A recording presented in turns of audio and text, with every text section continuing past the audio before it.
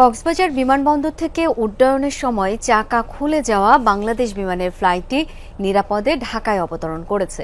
শাহজালাল বিমানবন্দর কর্তৃপক্ষ জানায় বিমানটিতে শিশুসহ মোট ৭১ জন যাত্রী ছিল।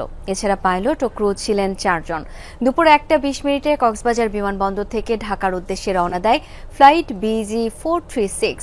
উড্ডয়নের পরপরই পাইলট ঢাকার এয়ার ট্রাফিক কন্ট্রোলকে জানান তিনি জরুরি অবতরণ করতে চান।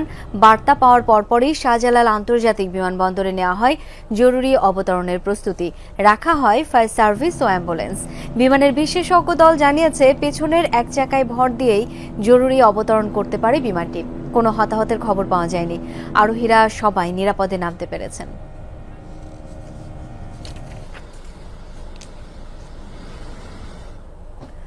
দর্শক, এই মুহূর্তে শাহজালাল আন্তর্জাতিক বিমানবন্দর এলাকায় রয়েছেন সহকর্মী হাসিবুল করিম বিজয়। যাব তার কাছে। বিজয়, বিমানের যাত্রীরা সবাই নিরাপদে আছেন কিনা, বিস্তারিত কি তথ্য আছে আর জানাবেন আমাদের। শাওন, বিমানের যাত্রীরা সবাই নিরাপদে অবতরণ করেছে।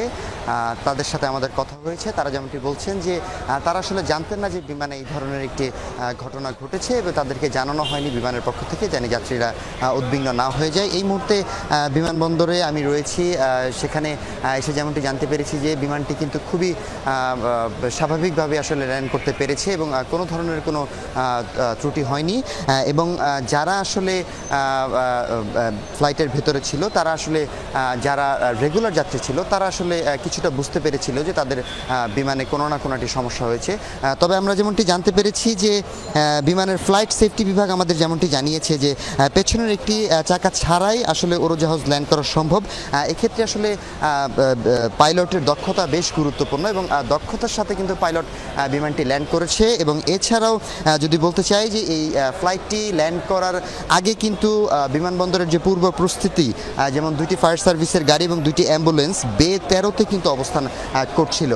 এবং এছাড়াও যদি বলতে চাই ফ্লাইটটি কিন্তু দুপুর 1টা 30 কক্সবাজার থেকে ঢাকার উদ্দেশ্যে রওনা হয় এবং ফ্লাইটটি হচ্ছে যে BG436।